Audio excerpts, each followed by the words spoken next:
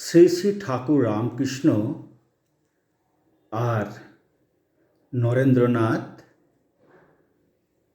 তাদের কিছু কথোপকথন।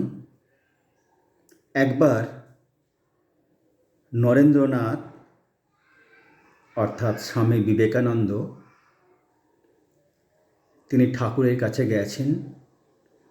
ঠাকুর শ্রী শ্রী রামকৃষ্ণ পরমহংসদেবের কাছে গিয়ে তিনি হঠাৎই প্রশ্ন করে বসলেন, আচ্ছা ঠাকুর,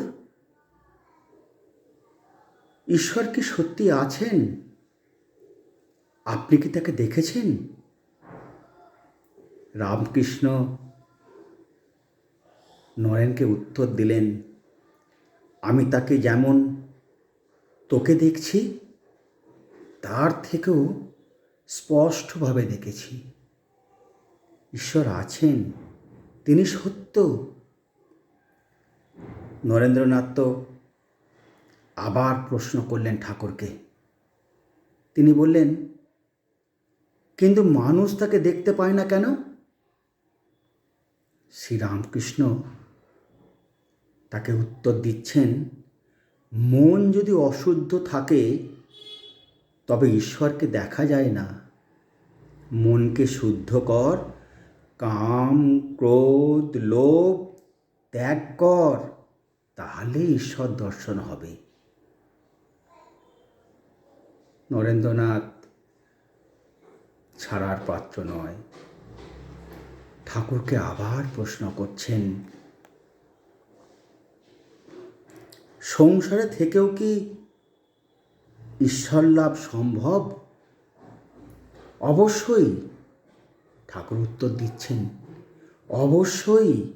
জলে থেকেও পদ্মপাতা যেমন ভেজে না, তেমনি সংসারে থেকেও মন ঈশ্বরে রাখলে মুক্তি হয়। নরেন্দ্রনাথ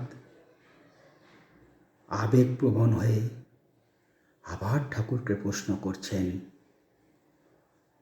তাহলে মানুষের আসল কর্তব্য কি ঠাকুর?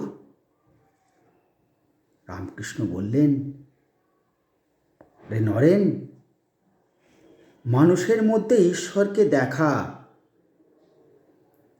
জীব সেবায় শিব সেবা, এই বোধ যার সেই সত্য জ্ঞানী।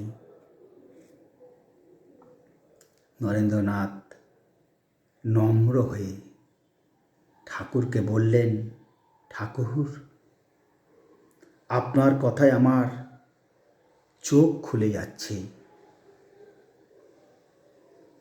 ঠাকুর তখন করলেন কি, স্নেহ ভরে নরেন্দ্রনাথকে বললেন, যা, তুই একদিন অনেককে জাগাবি, মা তোকে দিয়ে অনেক কাজ করাবেন। শ্রী শ্রী ঠাকুর রামকৃষ্ণদেবের কাছে নরেন্দ্রনাথ তার অবচেতন মনে যেসব প্রশ্ন করলেন, ঠাকুর অনাহাসে নরেনের কথাগুলো শুনে তার প্রশ্নের প্রত্যেকটা উত্তর দিয়ে গেলেন। কেমন লাগলো আপনাদের? অবশ্যই কমেন্টে জানাবেন। ধন্যবাদ।